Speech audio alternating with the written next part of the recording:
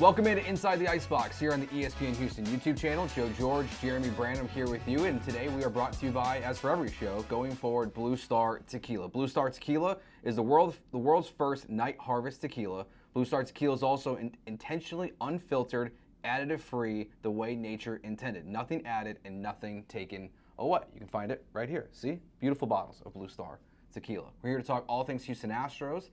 There's a lot going on, Jeremy. There's a lot going on. Are we unfiltered? Yeah, we can be unfiltered. Yeah, I think we're like the tequila. Yeah, we're like the tequila. You don't swear, so you're not totally unfiltered, but you're pretty close. Your opinions are unfiltered. Yeah. There we go. Yeah. That makes sense. I'm Mexican. Fair.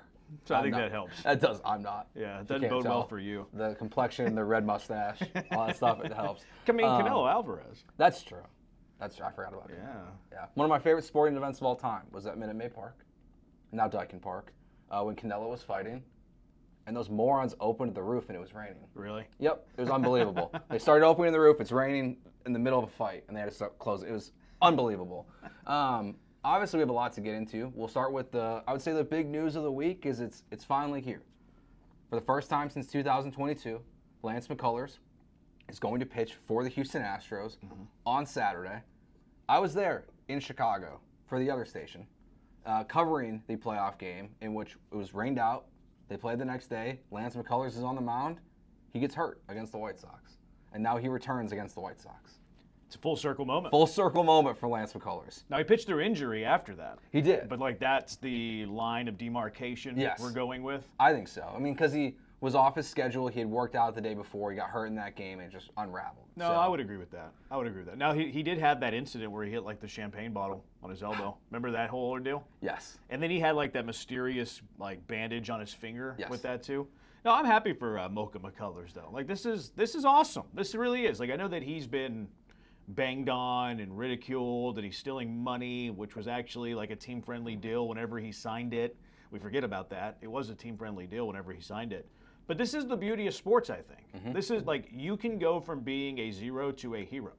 And if Lance McCullers, hey, he's worked really hard to get back here. He has had injuries. They weren't mysterious injuries. They weren't fake. I mean, he had surgery and multiple surgeries. So I admire the work. I tip my cap to him. Yes, we're going to make fun of him always, but I admire what he has done to get back to this moment. And if he goes from being serviceable in this rotation, if he's a number 3, number 4 starter for you and is healthy the rest of the year, I think that the fan base will flip on the mocking and ridiculing and appreciate what he did for the organization. I think even just if he's great on Saturday, there's just going to be a level of excitement to see him back in the rotation. And we saw Wisniewski is getting skipped for a start. Sounds like he'll make his next one as planned. I guess he was just tired, but they're just trying to be a little precautionary about it. So does feel like the timing of the McCullers return is important, just in case it is a more serious injury. We know the Astros lie to us all the time about injuries, so we have to wait and see. With Wisniewski, I'll believe when he's on the mound the next time I see it, actually. But McCullers back out there on Saturday. What are fair expectations for Lance? What should we be expecting for him? He's been pretty good in the minors. Not a lot of contact, a lot of strikeouts. The numbers look like the old Lance McCullers. Yeah. In the minors, but this is essentially another minor league game against the White Sox, his first start, but That's your favorite team. No, it's not. I know it's not. I'm curious what the weather is like Sunday in Chicago, now that I think about it. Hopefully it's not a cool afternoon. I don't want that. Oh, no. The high's 55. The high's 55 on Sunday. It'll be a little cool. So they're going to expose him to the elements whenever he makes his first start at the scene of the crime. I don't love that. I didn't realize that until this very moment. But expectations. I don't think we should have expectations for Lance. I don't think it's fair. I don't think it's fair to put, he's going to be a 3.75 ERA guy. He's going to be a sub-4 ERA guy. I don't think that that's fair to him. He hasn't pitched since the World Series in 2022. It's nearly 3 years, 2.5 years since Lance McCullers has been on the mound. He's had major surgery since that last time we saw him on a Major League Baseball mound. He's a bit older now than the last time we saw him. I don't think it's fair to put expectations on Lance. And anybody's like, oh, he's going to do this. They're guessing. They have no idea. Whether it's clickbait or look at me, this is what he's going to do. No one has any clue what Lance McCullers is going to do at the big league level.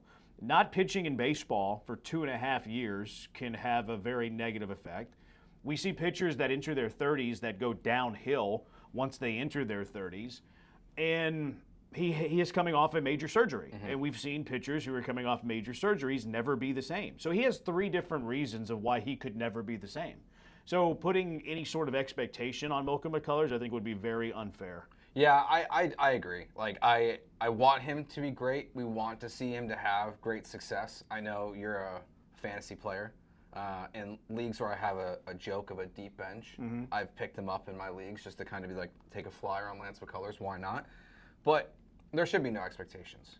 Whatever he brings to you it's just extra bonus for the Astros right now. And now maybe after 2 or 3 starts, we'll be doing this podcast and the conversation will change. Sure. If he goes out there and he's good for 3 starts, then like he raises the bar himself. But he said before Wednesday's day game, he said, quote, "There was once, maybe twice, when I thought, you know what, I may not be able to do it, and it would have been a pretty sad ending to my story." I mean, yeah. I mean, how many times did we feel close? We felt close last year that he was going to come back. I mean, he went from throwing and being ready to all of a sudden we're at spring training, and he's done.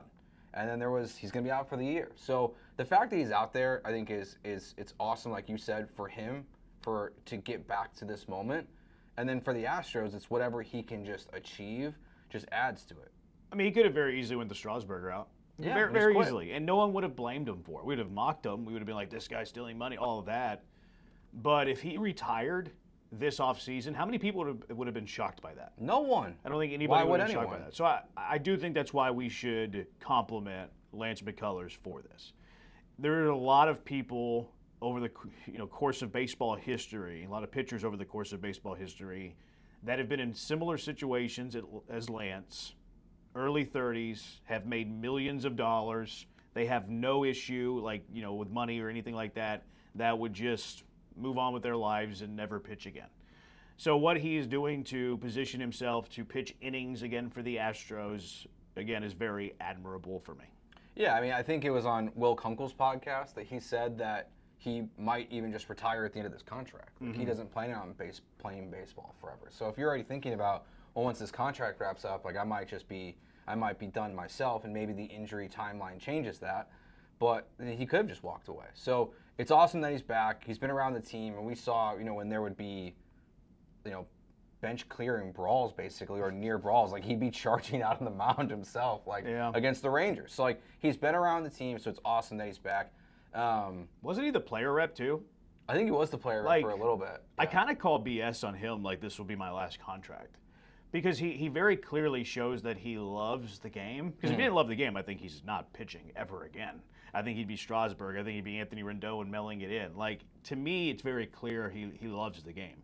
He's been in the dugout whenever he's been hurt. You mentioned that he'll get a little bit, he'll chirp a little bit from the dugout.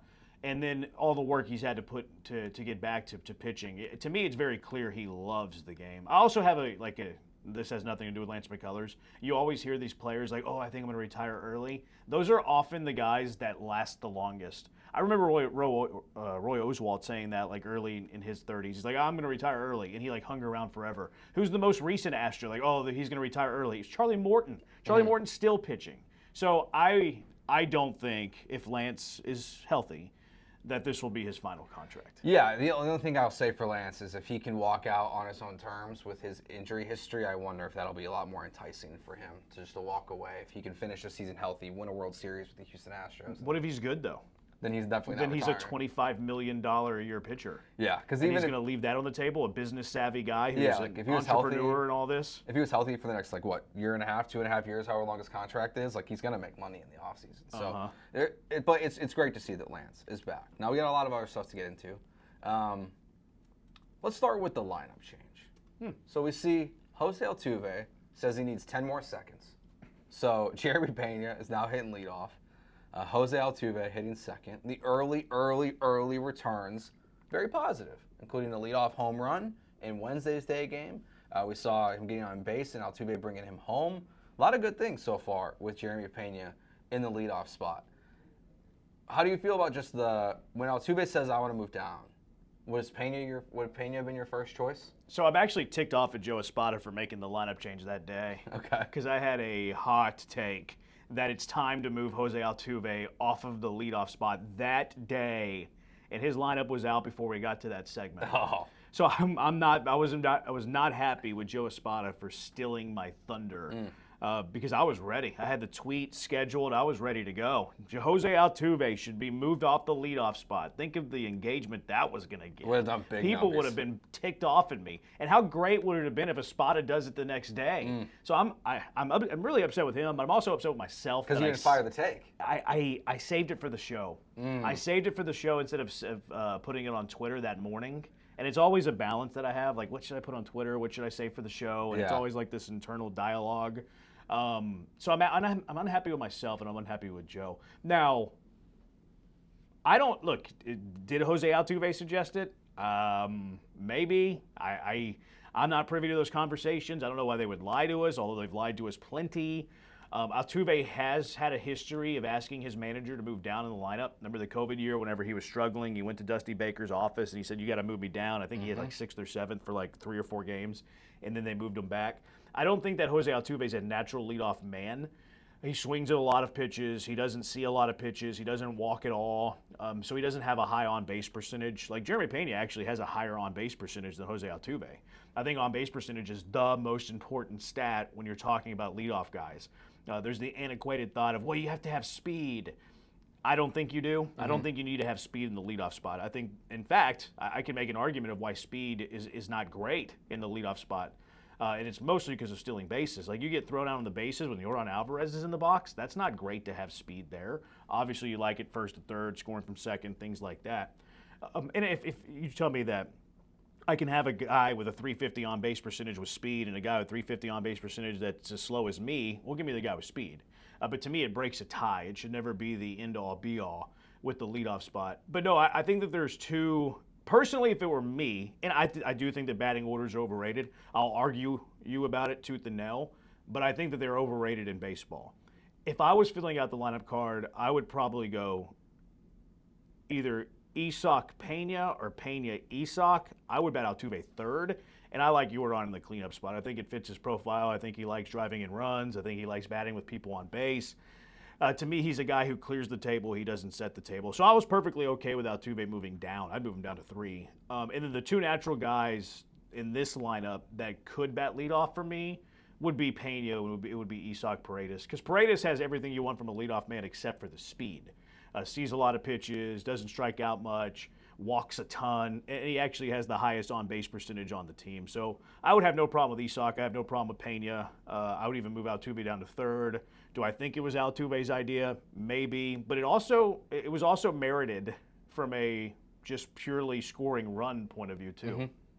Yeah, I think the Paredes one's interesting. I didn't think about that, about moving Altuve down to 3rd. I mean, it's what's good for the player versus what's good for the lineup. Like, if Yordan Alvarez likes to hit 3rd, like, does that matter if you're Joe Espada, if he wants to be in the 3rd spot in the lineup versus being in the 4th spot? I think it matters. I think it does matter. But his best numbers are in the cleanup spot. Yeah, and that's where, like, and some of his best years have not been when he's hitting leadoff. Well, he won the MVP. He was batting 3rd. Yeah, so I think having Paredes bat in front of Altuve would make a ton of sense.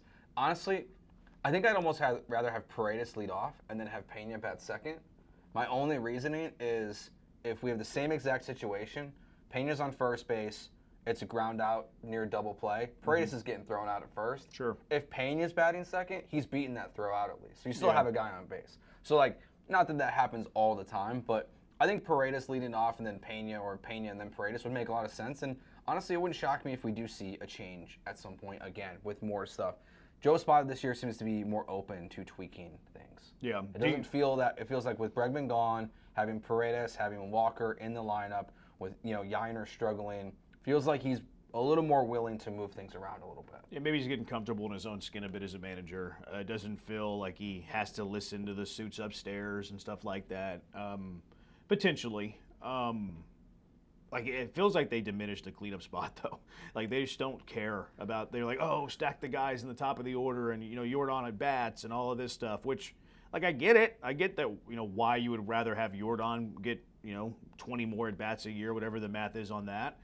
But I'm one that would sacrifice 20 more at-bats for more premium at-bats. Mm-hmm. Like, I want Yordan batting with people on base. I don't want him batting second with 1 out, nobody on, or batting third with 2 outs, nobody on.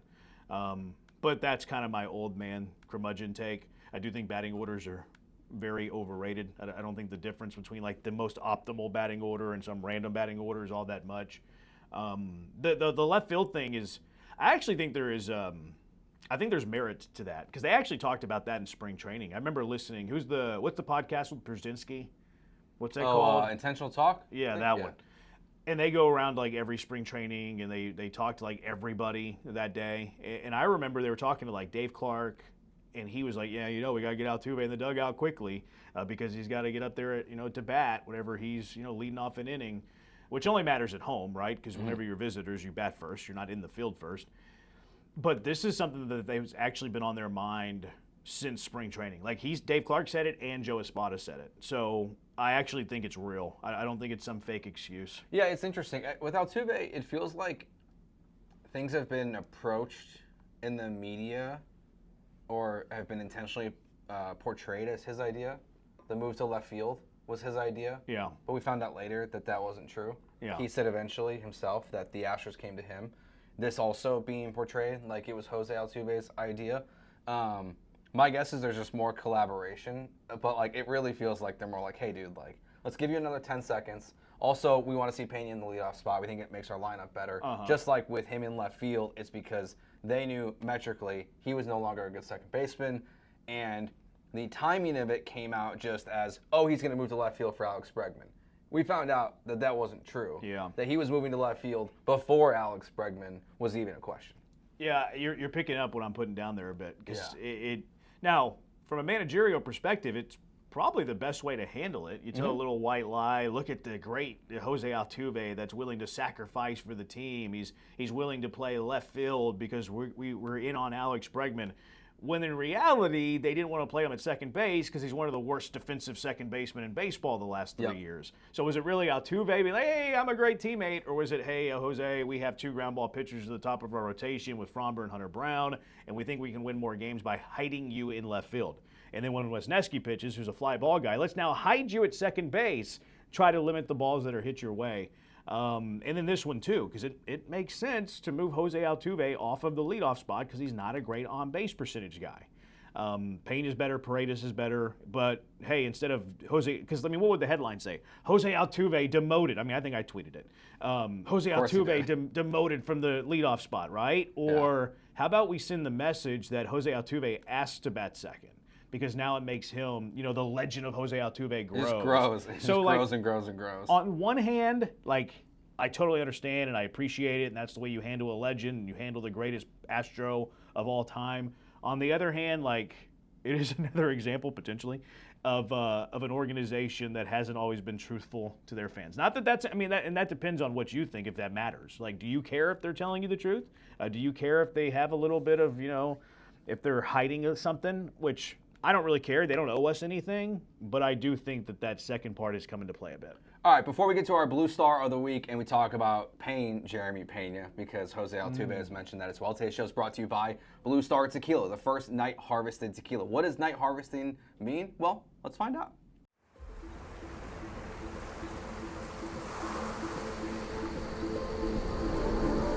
In the highlands of Jalisco, as the fierce heat of day fades into dusk, the sun dips below the horizon, and our jimadores begin their work. Harvesting our precious agave azul beneath the glow of stars, while the night air is cool and calm. Away from the harsh heat of the sun, we protect our agave's freshness, locking in essential natural properties and sweetness, and preserving its unique flavor profile. This world-first practice has been warmly embraced by our jimadores, who relish the soothing embrace of evening's cool air as they work beneath the moonlight. 100% agave azul, night harvested, unfiltered, and additive-free. We invite you to taste the Blue Star difference.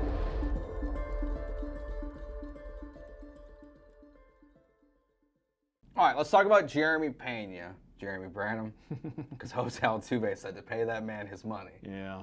I saw your response. You said goodbye, Jeremy Pena, because Jose Altuve, everyone he says to pay, leaves. Yeah. So let's start with the idea of just paying Jeremy Pena.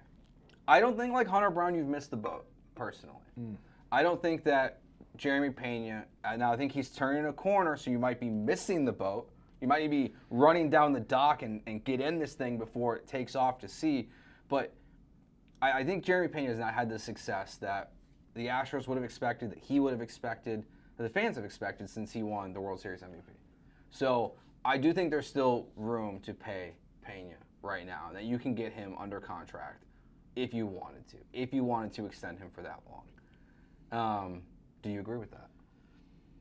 I wanted to extend Pena after his rookie year. Totally agree. And it really wasn't because of the playoff success. To me, it was more, I think Jeremy Pena is at minimum an average big league shortstop. I think he was a top 15 shortstop. I still think, I've never wavered off of that. I think Jeremy Pena still is a top 15 shortstop. I think he's been a top 15 shortstop every year of his career. Even though the offensive numbers haven't, been great in any of his years, they've all been consistent though. Like Pena's been very consistent all 3 years in the bigs. This year he's kind of taken a step and has been a better hitter so far. He's getting on base at a higher clip. I thought the time to do it was after his rookie year. Now I'm very aggressive in paying players early. I think it makes sense. Now at this point, it's more difficult to do. Because Pena now is in his first year of arbitration, so he's getting significantly more money than he'd be getting in his first 3 years under auto reserve. He also came up kind of old. Like he was 24 years old in his rookie year. He's currently 27. So what kind of contract are we looking at to pay the man? Because obviously the Astros would want to buy out years of free agency. Jeremy Pena would obviously want a pretty substantial contract that would come close to what he would make on the open market in a few years, because he's got this year 2 more years. So I think it's more difficult now. I think the time has sailed on a Pena deal, because also Pena would want to be rewarded as very highly paid. And like, what do you think Jeremy Pena is worth? Are you paying him Xander Bogaerts money? Like that to me is too much. Obviously, you wouldn't pay him Javier Baez money. So if you're buying out, how many free agent years do you want to buy out? 4? Okay, I was gonna say 3.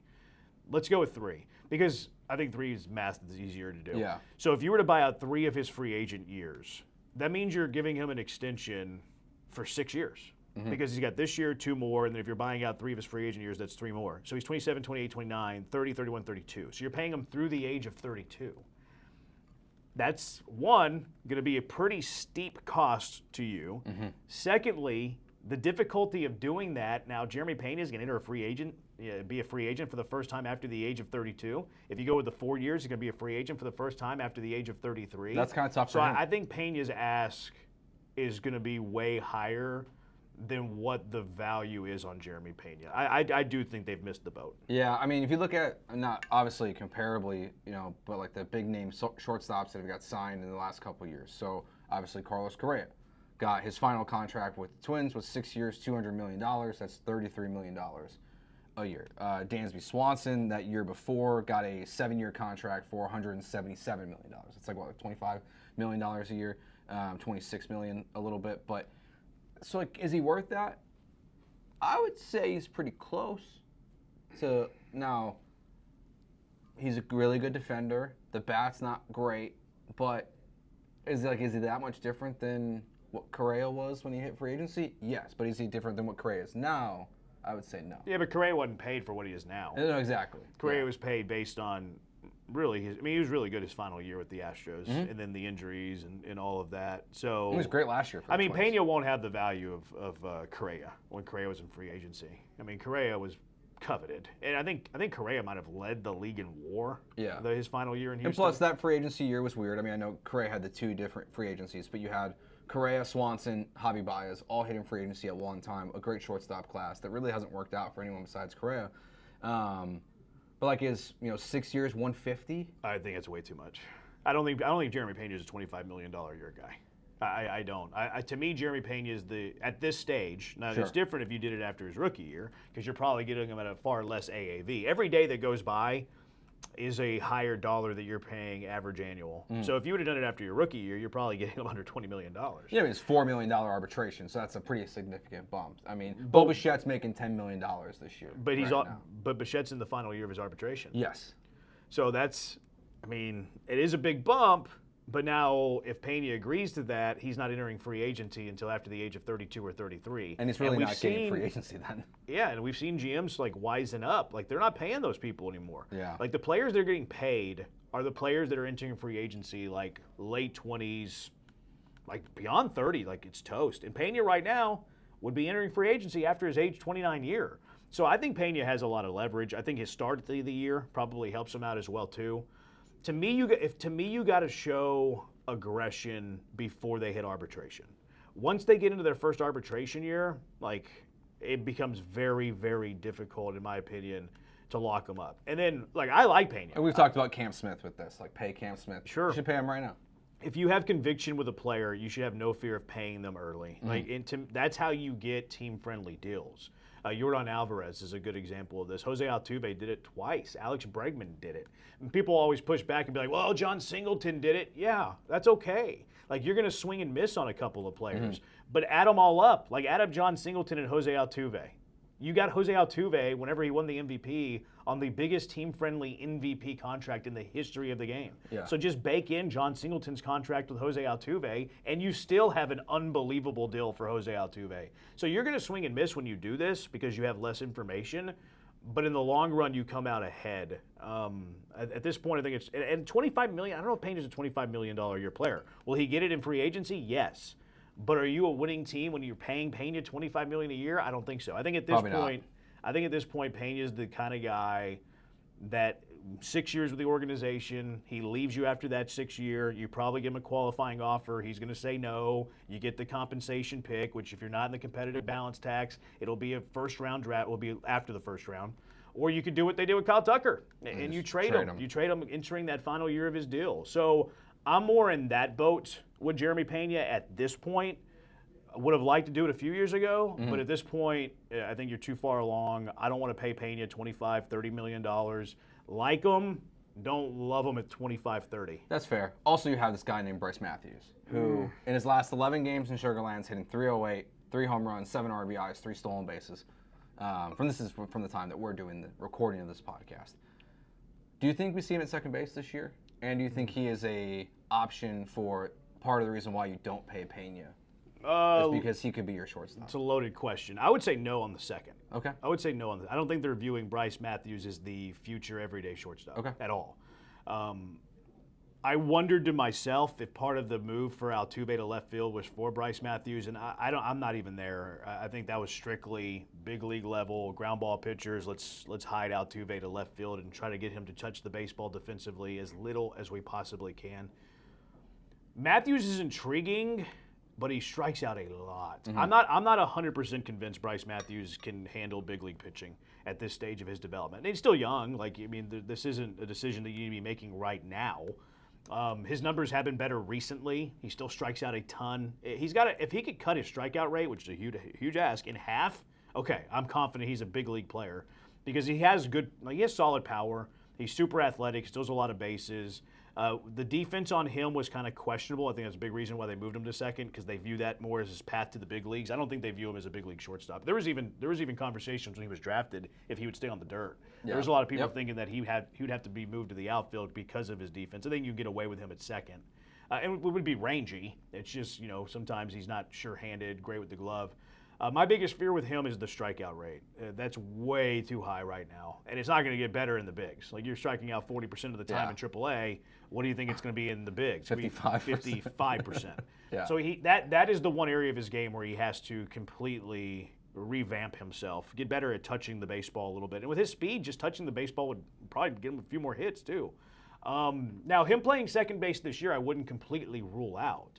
If he stays like on a heater and he shows development in his offensive game, and look, it's his first full year in AAA. Yep. Like, players get better, players develop. So it sounds like I'm crushing the guy right now, but that's just the area that he needs to get better to become a big leaguer, and hopefully he gets better at that spot. him playing at second base is going to depend on the production they're getting from Dubon and Rogers. If Dubon and Rogers are handling the position, it's fine, and it's not killing them, I don't think that we see Bryce Matthews at second base this year. Now, if they're killing you offensively and neither one can win the job, and you're looking at a 625 OPS combined between those two guys, and Matthews is crushing it in Sugarland, then you see him. So that's dependent like on how the next 2-3 months go. All right, before we wrap up today, let's do our Blue Star of the Week. It's going to be how we wrap up the show every single week. So over the last 6-7 days, who has been the best player for the Houston Astros? I'm just going to keep rolling. For me, it's going to be the guy who keeps, well, we're talking about the lineup change. We're talking about paying him. It's Jeremy Pena. He's been phenomenal over the last week, 6 for 18 going into Wednesday's game. Wednesday's game, he also had a leadoff homer in that one as well. So he's getting RBIs, he's getting on base, and he's adjusted well to being the new leadoff man. Blue Star Tequila is the world's first night harvest tequila. Blue Star Tequila is intentionally unfiltered and additive-free, the way nature intended. Nothing added, nothing taken away. They have bold, full-bodied flavors, including their natural honey reposado blend with subtle sweet layers of caramel, vanilla, and honey intertwined with oak spices. They source the natural honey from this local farmer not far from the distillery in Jalisco. Today's show brought to you by Blue Star Tequila. Thanks for jumping on, guys. We appreciate you very much. That does it for this episode of Inside the Icebox. We'll be back next week with the latest on your Houston Astros. Peace.